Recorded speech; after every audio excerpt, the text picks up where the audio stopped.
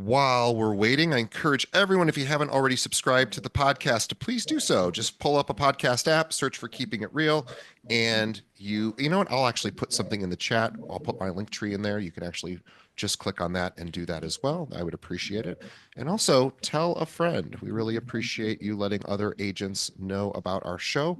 And we are one of the largest ones in the industry, if not the largest. So we're very grateful to you for sharing that with other agents on our behalf. That really helps us out. So I'm going to put this in the chat, and I think it's the right link.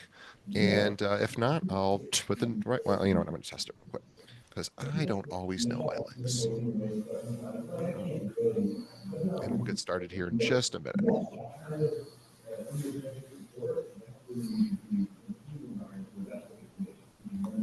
It's the right link. Okay, cool. So here it is in the chat. You guys can subscribe to my show through lots of different methods via that link.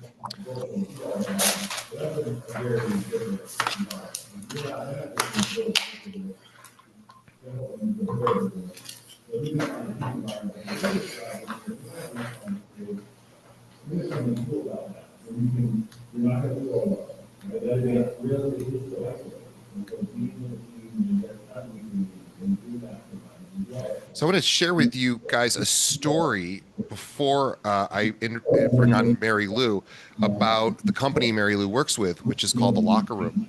So we got very lucky here in Chicago. So a couple of years ago, maybe a year and a half ago, The Locker Room is, by the way, if you don't know The Locker Room, they are a coaching company for realtors, for brokerages. They work all over the country. They are amazing.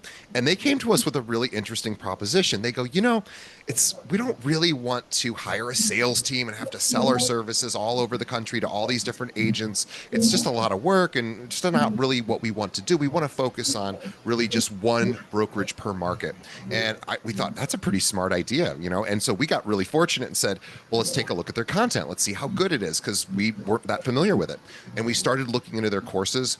And oh my God, we were so blown away that we were like, we want to be the exclusive provider because we didn't want anyone else getting access to it. So we got really, really lucky, and we are now the exclusive provider of The Locker Room for the Chicagoland area. We're so grateful to The Locker Room. They have over, no kidding, 40 different training programs. They are so insanely good. They do live events. They do on-demand events. They have stuff like almost every day of the year. They even do in-person events too. In fact, one of our managing broker is heading to an in-person event they're doing right now. So they are just incredible. They also have this really cool online community too. So The Locker Room is just amazing. So if you're not familiar with them, I'm going to share with you some links on joinkale.com. That's our recruiting site. You can actually links directly to The Locker Room, and you can see sort of more of what they're about. You can actually check out some of their courses, and gosh, they are the real deal. And so we're just so lucky to have them. So today we have Mary Lou Dingman from The Locker Room on our podcast here to talk about open houses. But let me tell you more about Mary Lou because she is amazing, and she has an amazing reputation. So she's a 22-year veteran of real estate. She has worn many industry hats as an on-site agent, a buyer specialist, and a solo agent. And in 2017, her passion shifted to coaching, training, and teaching. She's been a coach with The Locker Room since launching her coaching career, has not looked back since. Her clients are the leaders of brokerages. The people she coaches are names that you know in your market. She is that big of a deal. And the agents that her agents serve. She's an approved instructor for the North Carolina Real Estate Commission and has written her own 4-hour CE elective course on the DISC personality assessment, which is really awesome. Great way to categorize and understand your client's behavior and sort of motivations. Mary Lou still works with buyers and sellers on a referral basis and past client basis, but she is really a full-time coach. She considers herself a real estate sponge and loves any and everything with the real estate industry. Mary Lou, welcome to for the first time on Keeping It Real. I know. I am so glad to be here. I could not be more excited. And I went to the dentist this morning and my mouth was numb, and I was like, holy cow, that was probably not a good idea for me to go to the dentist on the same day, but my mouth is back to normal now. Thank goodness. I've actually done an episode. I had to get a Novocaine shot for a cavity. Like it's funny, I've only ever had one cavity, but I had to get it refilled recently, and it was the same day as a podcast episode, and so I got through it. But you certainly probably wasn't my best sounding voice day, but you sound great. So yeah, Yeah, welcome. I'm good, thank you. And I came from a radio background. So I used to be a DJ. So Ah, I did radio and real estate, two of the coolest professions. And my two passions in real estate are literally the disc and open houses. So I'm really so grateful that I can share about open houses here today. awesome. I am going to pull up a presentation that Mary Lou is. Do you want me to pull it up, Mary Lou, or would you like to pull it up? You are more than welcome to pull it up. Okay, I'm going to pull it up and give me just a second, everyone. We're going to get that rolling, and I'm going to be the. Yes, that's There it is. perfect. Hang on just a second. I'm going to make it a little bigger. Yep. There we go. All right. I'm going to turn it over to Mary Lou. One thing before I get going. So do I need to tell you when to switch screens or? Yeah, just let me know, and Okay. I'll do it. Okay. So I'm here to talk about the top 10 agent open house mistakes. Let me give y'all just a little bit of background. And yes, I say y'all because I'm from North Carolina. I started out in new home sales. So I got really comfortable with people walking into my sales center and really navigating and guiding that conversation. And so when I transitioned to become a buyer specialist doing open houses, it became very natural. And I saw that I did open houses very differently than a lot of agents did. And it's one of my top 10 agent open house mistakes. It's number 4. So when I get to number 4, I'm probably going to get really passionate about it. All right. So we're going to get into the top 10 agent open house mistakes. And number 1 is, and you can go ahead and flip the screen now, it is not actively lead generating for open houses. Listen, you don't have to have listings in order to do open houses. You may be in a small brokerage. You may be in a great, amazing brokerage like Kale, where there are listings all over the place. And you want to be very selective about it. You don't want to just throw out on your social media page, hey, does anybody have any open houses I can do? Find the awesome listings, find the agents that have the open houses in the areas where you want to do it, and set up a search to come back to you, right? Set that search up so that it comes to you. And before you know it, you'll have agents reaching out to you and saying, hey, I have this house coming on. Do you want to do the open house? So I just want you to think about the fact that you can lead generate for your open houses within your brokerage. Yeah, And you Mary want Lou, to, I want to pop in for just a second because yes, this is such an important thing, especially if you're a newer agent. And as Mary Lou yep, said, maybe you don't have listings to do open houses. yep, You want to set up searches in your MLS system for your brokerage, for the areas that you service, as she said, and you want to get notified when those listings go live. You also want to develop relationships with those agents and say, I yes. want to help you try to sell this property. I Mhm. I would love to do an open house for you. Can I do that? May I, now you might have to ask a few times, right? Yep. It's something I will tell you, I interview the top 1% of agents all over the country. They are so flattered and excited when somebody in their office says, I want to do an open house for one of your listings. I know it seems like it seems like that might be a tough thing to ask. It isn't. I promise No. you, and talk to your managing broker, say, hey, is there anyone that has listings that I could help with? Guys, I've never met a top 1% producer that doesn't do open houses. I just haven't met them. Amen. It's true. It is true. We have an amazing agent in our market, and to this day, I mean, she's a multi-million dollar high volume, and she still gets out there and does open houses. I love it, and I love seeing her do it. All right. Number 2 is not incorporating virtual open houses. Y'all, that's the beautiful thing about doing virtual open houses along with your in person. Or, you can do that. Or what if the home goes under contract, right? If it goes under contract, you already have that exposure because you've done a virtual open house. What you're looking for is eyeballs and presence.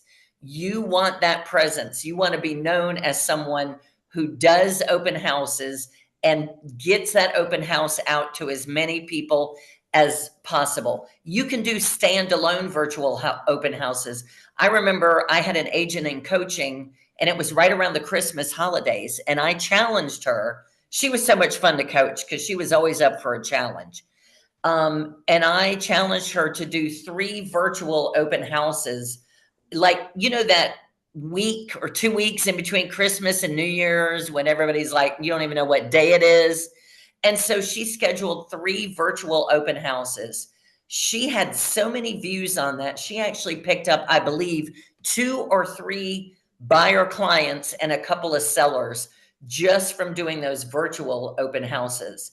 And you can run the same play on a virtual open house as you do at an in-person open house. And I'm going to share my calendar with y'all, and your mind is going to be blown. So you can also do them in vacant homes. Make that vacant home your office for the week. Use your hotspot, go work, pick up traffic. Yeah, just make sure that you are using every opportunity to get as many eyeballs as possible. All right, number 3, not stepping up your game. Listen, I've done it, coming in hot on 2 wheels, right? But make sure that that open house is visible. Make sure you're posting it on social media. You're inviting your sphere of influence. You're inviting former open house visitors, right? You want to invite a minimum of 25 neighbors to the open house, right?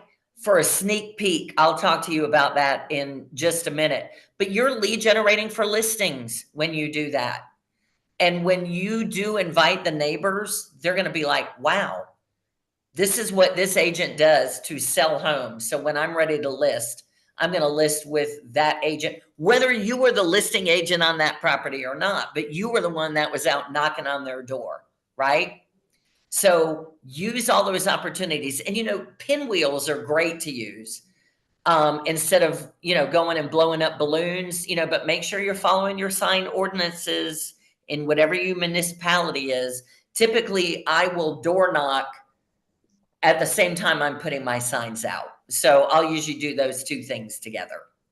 All right. The door knocking is great for a couple of reasons. First, it lets people know, hey, I'm going to be here on this day and time. There's going to be probably a lot of traffic here in the neighborhood. So just want to make sure you're aware of that. But what I'm here to do is to try to sell so-and-so's home and really help raise the property value of everyone here in the neighborhood by getting the highest price possible. So we're going to try to create an event here.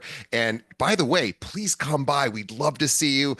When people are nosy, they like to see what their neighbors' homes look like. So it's a great way to generate additional traffic and also say, hey, by the way, I can run a CMA for your property. If you want to see what your home's worth, I could do that for you too. So brilliant, and such a great approach, and such a great script, and a best practice to put into place when you're talking about open houses. So here it is, y'all. So before you go to this slide, I'm going to tell y'all my mantra in life and in real estate, especially in real estate. There are people that I am meant to help, and all I have to do is my part to find them. And what I found is that I found a lot of them at open houses. So number 4, this is what makes me very different than most agents. Oh, there's my open house calendar right there. It'll show up again, but I'll get back to it. Go one more slide if you would, DJ. There you go. Perfect. Not asking for the appointment at the open house. What I hear all the time is, and listen, y'all, the more people that come into the open house, that's what you want. You want all those eyeballs, but you're chasing people as soon as they walk out the door, right? You are chasing them to set an appointment. Why not ask for the appointment right when they're there? Go ahead and ask them for an appointment. This is my script. I'm going to tell y'all my script right now. When they come in, hey, my name is Mary Lou Dingman with MLD Real Estate. This is not my listing. I am holding this open on behalf of a colleague. I find a lot of clients that I'm meant to help when I do open houses.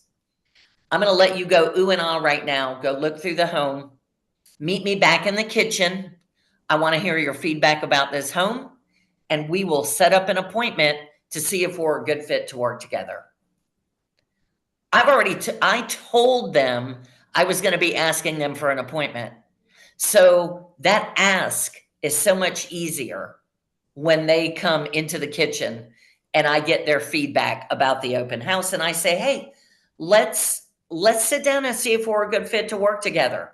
Now, you may have some scripts that you need to have. If they say, well, my cousin's an agent, I'm going to use my cousin, or, oh, we're not ready for 9 months. And I have those scripts and I wrote them myself. But look, all you're doing is you're sitting down to see if you're a good fit to work together. And really, if you get one appointment at every open house you do, and you do open house, and you get one appointment and you do 4 open houses a month, and you do it 10 months out of the year, you've now got 40 appointments. And if your conversion ratio is strong, you could build your entire business around doing open houses just by asking. When somebody is face to face with you, it's so much easier to ask for the appointment. And you will be surprised how many people will say yes. And I'm going back to the disc thing. I have had so many agents come up to me that are a softer personality type. I mean, I know I'm pretty outgoing and I've got a lot of energy. But agents that have that S personality type, they are the people type, but more of the introverted people type. I love it when they come up to me and they say, Mary Lou, I asked for 3 appointments and I got them. They said they'd love to meet with me. And I'm like, of course, ask and you will receive. And if they say no, doesn't mean that they won't come back and that you can't get them for an appointment later. But while you have that opportunity and they're right in front of you, go ahead, do me a favor, prove me wrong. When you do an open house, next open house you do, ask for an appointment. And I would not be surprised if you set an appointment just from that. And as I said, you're making the ask easier if you tell them before they even go tour, hey, when you meet me back in the kitchen, we're going to talk about an appointment time. And by the way, do I have my calendar blocked with appointment slots just from the open houses? You're doggone right I do. So then there's no fiddle around on your calendar going, let's see, I can fit you in here. See, I told you this is when I start getting fired up, when I start talking about this. And you want to ask those questions to dig deeper, right? And my new home sales experience helped me with a lot of this, but you are guiding the conversation and you are navigating it. You are giving them, making them comfortable, learning more about them, and then just saying, hey, let's be curious. Let's sit down and see if we're a good fit. So there you go. That if you take anything away from this, that's what I want you to walk away with. All right. We can get, yep, there you go. Not practicing scripts. I told you, you're going to get some objections. There will be some things that happen. They'll say things like, we just started looking, or we're just getting an idea of what's out there. And listen, the more you practice scripts, the more of an active listener you are. It makes you a better listener if you are not thinking about what you're going to say, that you have it so embedded in your brain. No different than Tom Hanks winning Academy Awards and Meryl Streep for internalizing scripts and then making it their own because it's so deeply embedded in their brain. But I have scripts for all of these things here. You know, we're not ready yet. Well, in a perfect world, tell me, when will you be ready? Right? It's asking the questions. We're not moving until next year. Great. Tell me what's going to be different next year. But you know what I do? I'm still going to ask them for an appointment, even if they say they're a year out. And I say, listen, when you go on vacation, a lot of times you're looking up flights, you're looking at your hotel, you're trying to figure out what activities you want to do. Buying a home or selling a home is a huge, major financial investment. Let's go ahead and meet now. When you are ready, we'll have all those pieces in place. I want to Right? give the audience a quick little tip. One of the interviews I've had with a top producer, they get this is a funny one that they do at open houses, and you have to sort of get it down, but it works really, really well. So any of those objections that you're seeing on the screen there, we just started looking, we're not ready yet, we're not moving until next year, we're just getting an idea of what's out there. This person does the same response every single time, and he says it works wonders. And he pauses and he looks up to the sky and he goes, huh? And he goes, you know, and he says, you know, and then he stops himself in the middle of, you know, he goes, you know, he goes, I have a few ideas for you. I want to go back to the office. I have to check something, but I have a couple of ideas. Let's schedule just a few minutes. I want to go over these with you in the next couple of days. And he says, and then they go, well, what are the ideas? He's like, yeah, I want to double check something, but I have a couple ideas for you. So people, of course, are going to be so naturally curious. You are going to get that appointment. So something to think about. I just thought that was a cute way of handling an objection. Well, you just saw my mouth hang. I'm like, what's the idea? I got to Yeah. know. Yeah, it's so true. And, and do practice affirmations. Look, I don't care, y'all. If you think affirmations are cheesy, they're not. Because before I do an open house, I say, there are people that I am meant to help. I come from value. I am powerful in person. People need me before they even know it. Do you think that I could be standing here talking as passionately about open houses if I didn't believe those things? So affirmations are not cheesy and scripts are not either. They are powerful and they will help you be the agent that you were created to be. All right. Ooh, I'm all fired up now. All right. Yes. All right. Not arriving at least 30 minutes early, y'all. Come on. I mean, I said earlier, I've done it. I've been coming on hot, two wheels, rolling in, but give yourself at minimum 30 minutes. You should be there early. And I haven't even talked about the neighborhood sneak peek yet. That's what you do when you're knocking on the neighbors' doors and you take them a flyer and you say, hey, I'm holding the open house tomorrow. There may be more traffic. I'm holding it from 12 to 3. I am holding an exclusive neighborhood sneak peek from 11:30 to 12. And, I'm counting on you being there. And I really want to hear what you love about the neighborhood. So if you're doing a neighborhood sneak peek, then you need to be there at 11, because then you do the sneak peek at 11:30, and then you're ready for the open house at 12. I like doing the owners in the neighborhood, giving them that separate time so that when you do have traffic coming in, you can concentrate on the people that are coming through the door. Also, the only things I leave on the countertops are sign-in sheets on clipboards or a sign-in app if you want to use a QR code. Open house notebook. I have a notebook and, with the sheet protectors, with everything in and, lights on, music playing. Newsflash, I don't leave flyers and stuff laying around that they could just pick up, because once they stick their nose in that flyer, they don't have to engage with you at all. So I will give them information, but once again, I am guiding them through that open house so that I have an opportunity to hear more about what they need and what they're looking for, and to set an appointment. I put anything, if it's not my listing, I put all the materials from the listing agent just for that open house. I tuck them in a drawer. I will take the lockbox off the door so that they feel more comfortable. If you've ever done an open house and people ring the doorbell, why do they do that? Because they feel like they're coming into somebody's house and they're not comfortable.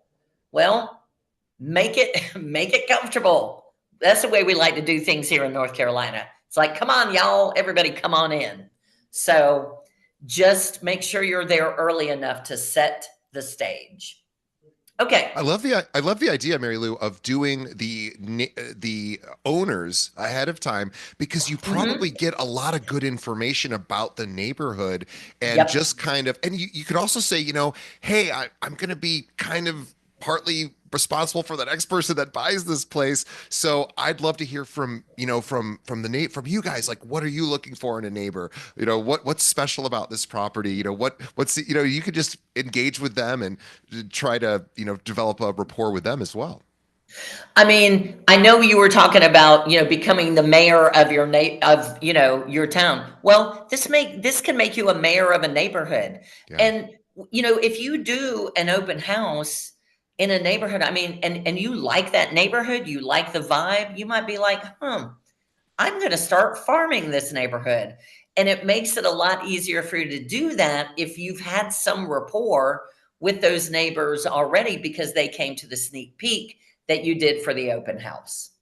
So, yeah, so that's number 6. All right. And here comes number 7. I know it's tough in this market because, oh, by the way, I want to show you that picture that you see, that was me at an actual open house that I did. And I sit on the front porch at the open house. That's where I start my rapport building. So you can't, I have my green little camping chair there. I had a cooler right beside me with water. I have water bottles, and, I'm sitting there greeting them when they're getting out of their car. I'm sitting on the front porch. Now, I know that it can be really hot and really cold. If it's really bad, then I would normally be inside where that, if there's an office, a front office. But then when I see a car pull up, I'm going to go open up the door, right? And another thing, if you know that an open house is going to be really busy in a high traffic area, bring a lender with you, team up with another agent, right? So that you do have an opportunity to at least build some rapport with some people and ask for appointments. Now, you want to preview listings in the neighborhood. And I know I think it's kind of pockety where there is inventory and where there is not. In the very least, go to some new construction neighborhoods, or call, if there are any homes that are under contract, call the listing agent and say, hey, listen, I'm doing an open house, and I know your listing is right around the corner. Do you think the sellers would be okay if I just come through and do a quick preview? Because you really want to get a feel for what you're seeing in that general area, right? And if you're not familiar with it, drive around, see where the closest grocery store is, if there are any new restaurants that have popped up. But know a little bit about the area, because I tell you, there's nothing more embarrassing when you're doing an open house, when the people that are coming to visit the open houses know more about the neighborhood than you do if they don't live there. And by the way, all these mistakes that I'm talking about that was me failing forward. That's why I created these and said, I've got to do my business differently. And so all these things I learned from, and market knowledge is power, right? And here's the thing, if you do an open house right, and it's a dud, and you only have 2 people that come through, it was a waste of time, they both had agents. Well, you know what? If you did your door knocking, if you invited the neighbors, if you did the neighborhood sneak peek, if you did some virtual open houses, and if you got that visibility online, there's always value in doing an open house. So, all right. So now we're at number 9, or no, I'm sorry, number 8. Not following up with open house visitors. So this is really, really important. So the next slide, but don't go to it yet, DJ, but just in a second. So the next slide, I give you my open house system. It is a lather, rinse, repeat. So just so you know, I don't set up anybody on a search unless I've met them belly to belly and I've done a consultation with them or a listing presentation. And because I'm shooting for the appointment, because seriously, can we really set up a search for somebody because they walked in and they said, we want 3 bedrooms and 2 baths? Is that enough information? No. And I think about the people that became buyers that I worked with or sellers who I met at an open house who probably had 5 searches set up by other agents who set them up on searches, but I was the one that asked them for the appointment at the open house and they became my clients. I hope that makes sense. It's, just make sure, because you want to come from value. And I don't set up. And if they, say, well, hey, just set me up on a search, I say, there's a lot more involved than how many bedrooms and how many baths. I would be doing you a disservice if I didn't hear more about what you need. So let's set up a time to meet, because I want to hear more about exactly what you're looking for. How about tomorrow at 12 or Wednesday at 5, right? And you're going to keep calling your open house visitors until you get an appointment. Now, the ones I don't get an appointment for, I'm going to set them up on drips, but that's just me, not with home searches. So I'm not going to send them searches, but I will keep them up to date. Okay. If you don't mind going to the next slide, thank you. And I know this isn't really big, but what I'm going to do is I'm going to start. Monday is on the far left in case you can't see it. And then you see Saturday and Sunday. Y'all, everything in green is a lead generation activity for open houses. And so if you look on Saturday and Sunday, I've got the big green boxes. I like doing 3-hour open houses because I'm like, if I'm going to work this hard during the week doing open houses, I'm going to milk it for all the time. And so typically I would do 12 to 3 or 4 to 7 in the summer. Y'all would not believe how many people I picked up between 6 and 7 o'clock. Because guess what? All the new home neighborhoods close their offices at 6. So they would see my signs and they'd say, oh, look, there's an open house. We'll go in there. So you do your open houses. They're the big green boxes, right?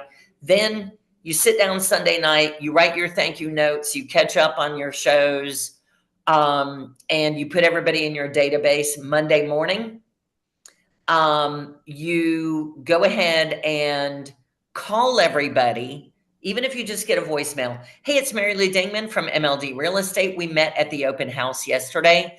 We did not set up an appointment, but I'm going to keep in touch with you. I know you said your timeline was out, and I'll keep you posted for any other open houses I do in the future, right? Put your thank you notes in the mail. See those dark green boxes on Monday, Tuesday, and Wednesday? Those are my prearranged slots for open houses. So then on Thursday morning, I'm going to look through the seller records. If I have a circle prospecting tool, I'm going to try to get in touch with the neighbors and start inviting them to the open house coming up for that following weekend, right? Friday morning, I'm calling everybody that has come through one of my open houses that has not set an appointment. Hey, it's Mary Lou Dingman with MLD Real Estate. I met you 2 weeks ago at 123 Main Street. Guess what? I've got another open house at 456 Park Avenue. I'm going to send you a link so you know where to find me. I would love to see you again this weekend. What if the house doesn't even match what they're looking for? I've made a touch with them. I have a reason that I've called them.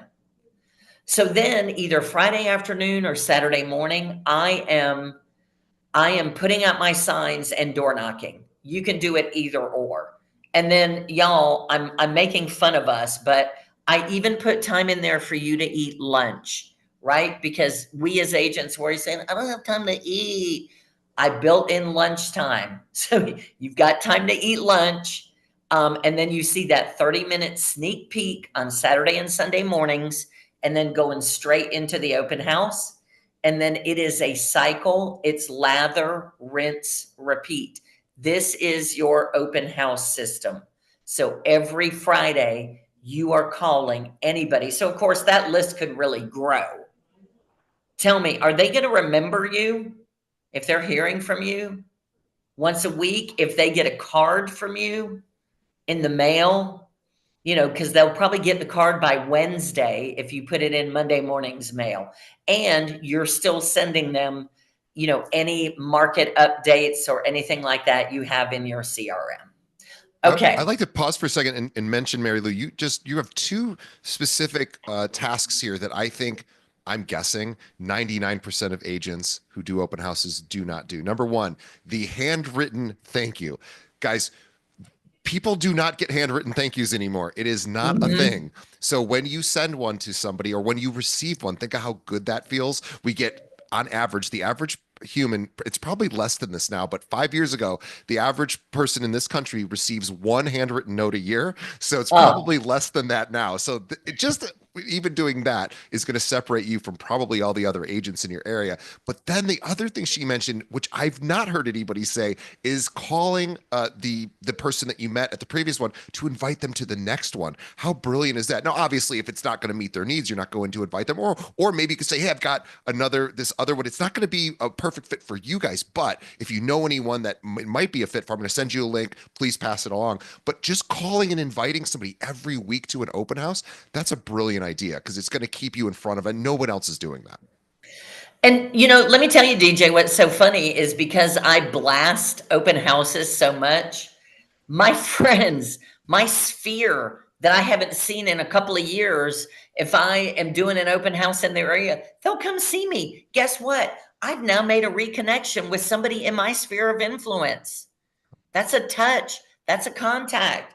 And of course, I'm going to ask them, hey, what questions do you have for me? What do you need to know about real estate? Is there anybody in your world that I can help with real estate? There's just so many good opportunities, so much goodness to spread all over the place. All right. So now we are almost there. So not inviting neighbors to the open house. So I've talked about that quite a bit. You're building your database by inviting neighbors. You are lead generating for listings, y'all, when you do that. And block your calendar to circle prospect. If you don't have a circle prospecting tool or phone numbers, why not go into the tax records, look up the sellers, send them a connection request through social media. What's the worst that can happen? They don't accept it. You know what? Then if they do, then you can create an event. You can create, like on Facebook, you can do an event for doing a sneak peek. You can send out invitations to them. So just make sure that you are maximizing the fact that you can lead generate for listings by doing that open house, and make sure you do that sneak peek. All right. Number 10, it's all about sellers. That's pretty much what I'm preaching here towards the end. Is number 10 is not seeing open houses as a way to attract sellers. So if you want to go ahead and flip the slide, DJ, that'll be the last one that I've got. Whoop, not that one. Go back one more. Sorry. Make sure that you are building your database, that you can ask for the listing appointment at the open house. Find out how long have they been in the neighborhood. Show your value when you door knock, as we talked about earlier, doing CMAs, doing a market analysis for that neighborhood. You've got all of that at your fingertips.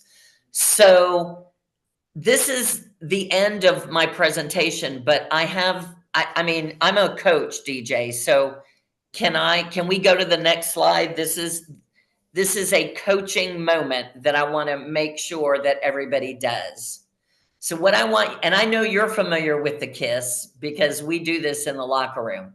So with everything that you just heard, I hope that it was of value. And you could also do this for the two earlier presenters. I want you to write down, what are you going to keep doing? What are you going to be more intentional about regarding open houses? What are you going to stop doing?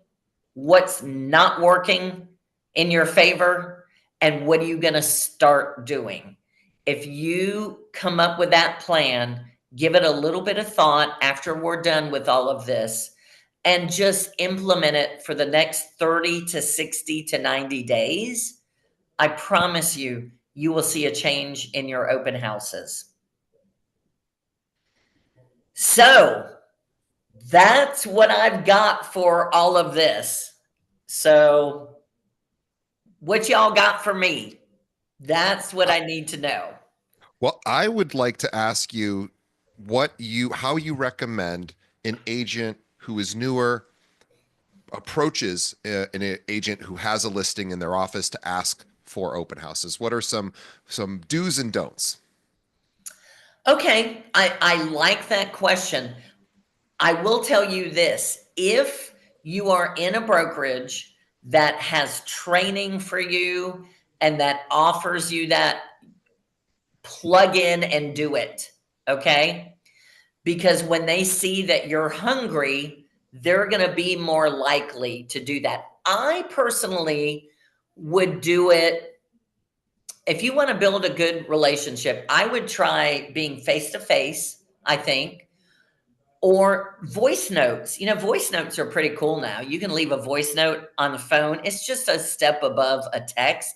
But I would just say, hey, I just got some amazing open house training on a podcast. I am soaking in all the knowledge that I can. And I see that you have this listing, and I would love to do an open house at that listing. A lot of a lot of bigger agents, they may have some criteria that they want you to meet. They have standards of what they expect for you to do.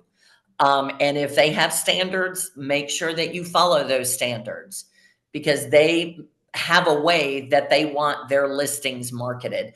But you know what, y'all, it's no different than asking for an appointment at the open house. We are in the business of, if we don't ask for it, we won't get it. So just know that you are going through the training, you are soaking up all the knowledge, and not only do you want to help buyers and sellers, but you're in business with that agent in your office, and you can create such a great win-win. So I would just be very transparent and say, listen, I'm soaking in the knowledge. I would love to hold an open house for you.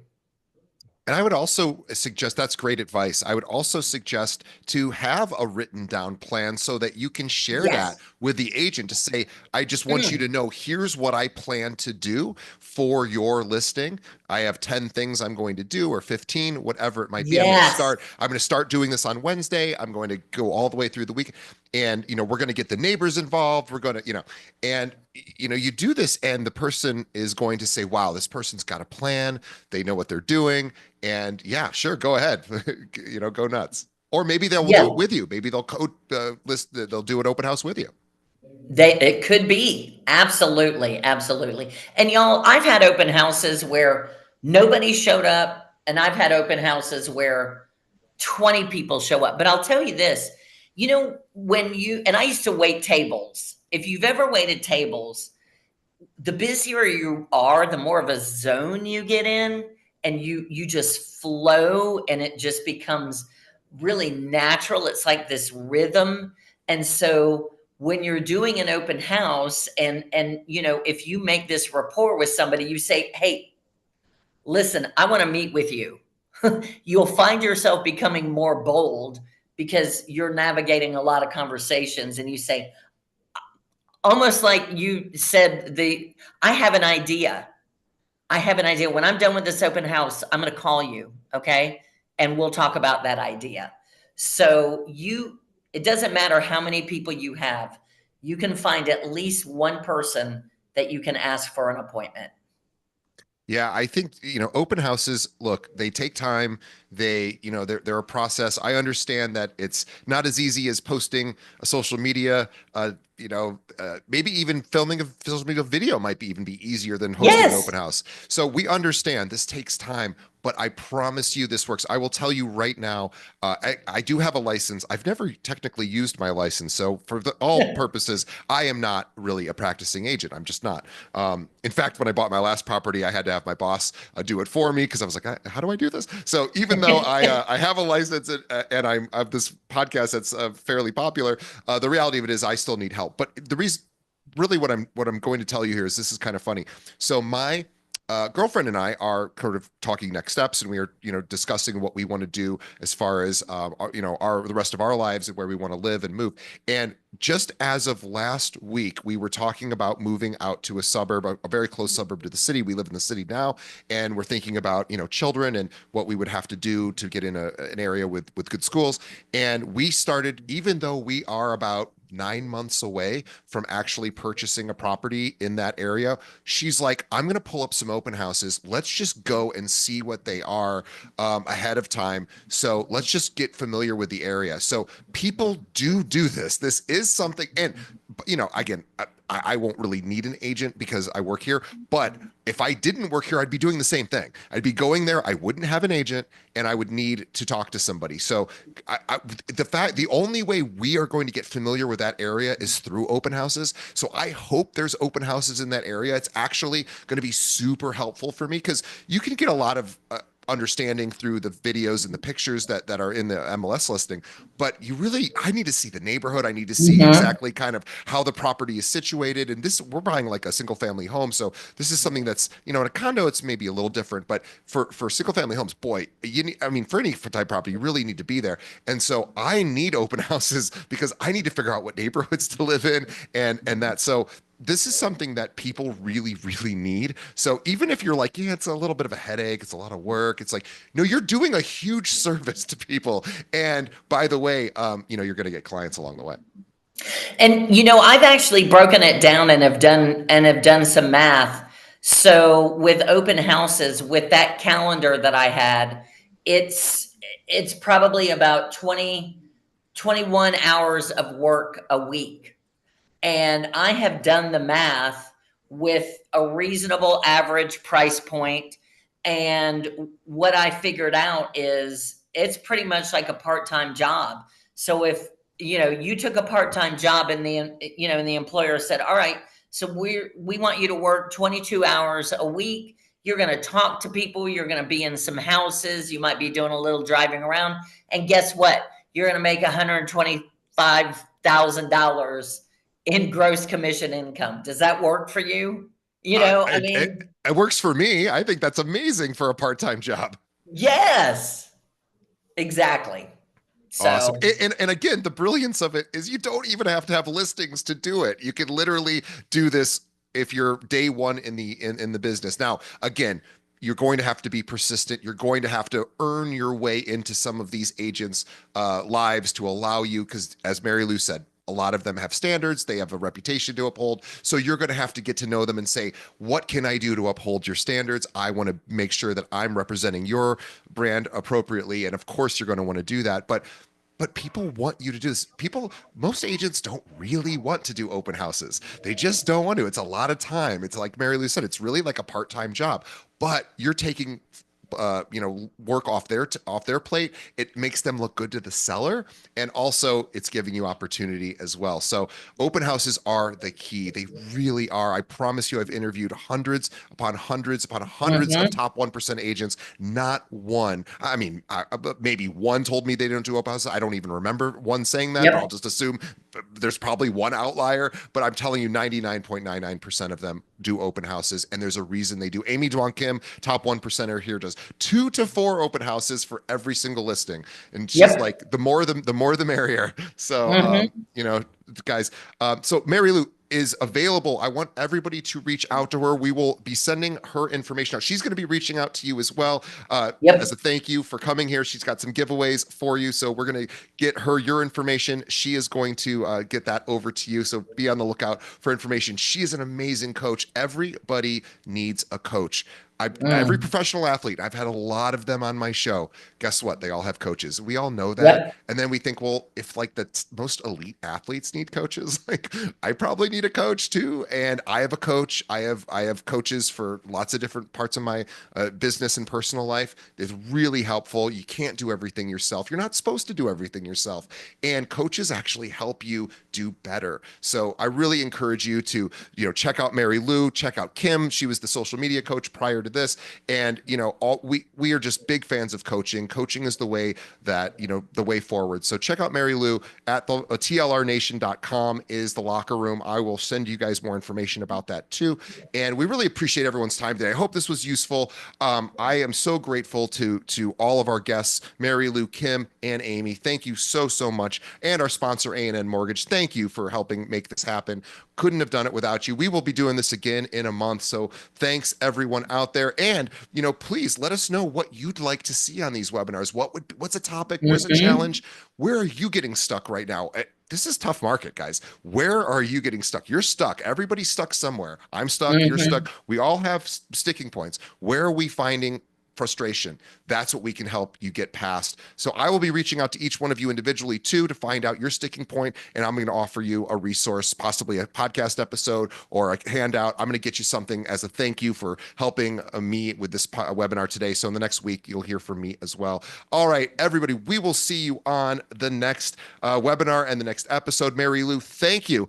And I want everybody to Thank you. follow her on social. We're going to hear her information and reach out to her and schedule a coaching session. She will get you to the next level. All right.